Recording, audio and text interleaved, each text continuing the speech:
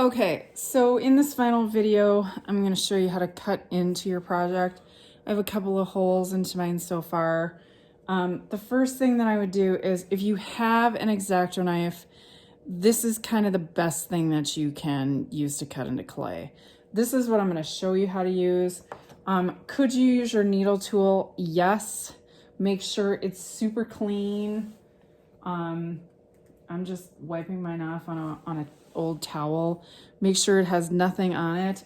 And then you may have to go through here and kind of poke holes as you go in order to be a little bit more careful with it. Or you can start by scratching it and then kind of pulling it across. That's how I would do it if all I had was a needle tool or a paper clip.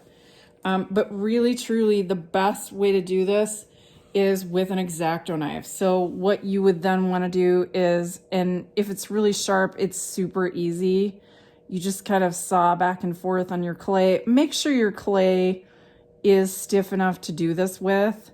Oops, and I made kind of a mistake there, bummer. And mine is pretty stiff to do this with. If you find that your clay starts bending when you're trying to use a cutting tool, then stop and maybe let it dry out a little bit more. You don't want it so dry that you can't pull the stuff out. So what I did then is I pushed from the inside out. And I find that that on my particular project is going to be the easiest thing. You could push into it, but sometimes that has the tendency to push in. Now, if yours was going in, I might do that. Finally, all these edges are not real cleaned up.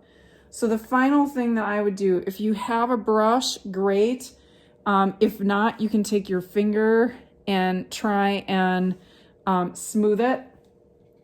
One of the things that we always talk about in ceramics is craftsmanship. So if I come back in here and I start kind of cleaning up my little windows, because remember, when you put a candle in here, you're actually going to see the light coming through here. So you're actually going to see any imperfection that you have on any of these little window spots. Okay, so that's the next thing.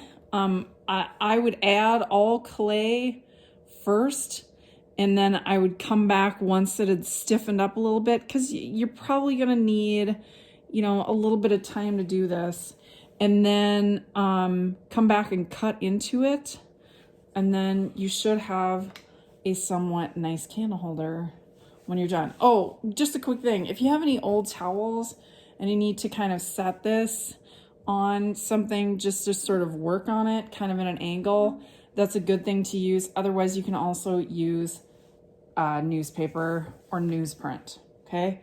So there is the beginning of my candle holder, and that is the candle holder cutting demo. So finally, just a couple of cleanup things, and I'll move this just a little closer so you can see it.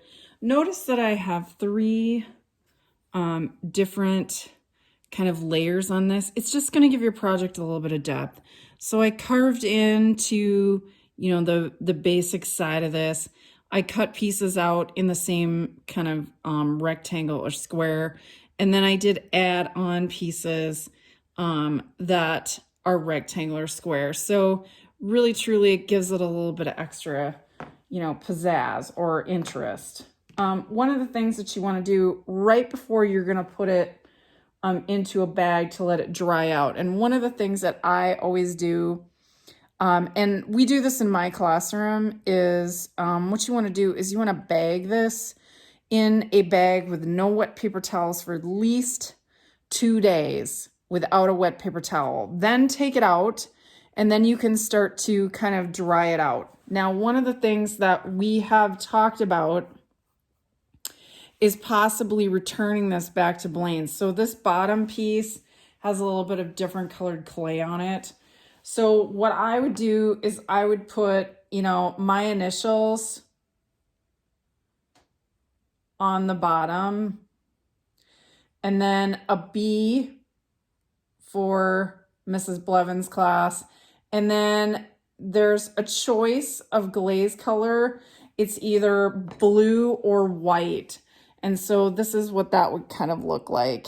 So there's my initials at the top, and then there's a B for Blevins, and then there's a white or a W for white. Okay, that means that this project would be glazed by either me or Mr. Misek if we have the opportunity to bring this back before the end of the year, and then we will fire it and glaze it. Now, because of that, you really need to make sure that you pack this up pretty well for kind of transport. So that's the next video. I'll make kind of a transport video for all of you to see. But again, last thing you want to do, just do some quick cleanup. Again, water and a brush are really your friends. So think about the inside. You know, people are going to look at it from the top. So you want to be able to, or they're going to see through your hole. So what you want to do is you want to kind of just make sure that all of your craftsmanship is good, that you don't have any like crumblies on the inside. You don't have any, you know, kind of pieces that you don't like. Because once this starts to dry out, there's really no way to get that stuff out without sanding it. And Mr. Misek and I are not going to take the time to sand your project. So you really do need to be really careful with what it looks like when you turn it in. Now, if you're not going to turn this in for firing, then obviously just take a quick photo of the inside, a couple of different photos, because I have some different things on mine. A quick photo, a couple of photos from the outside in several different from several different views, and then you're done. Okay, that's it. That's the candle holder.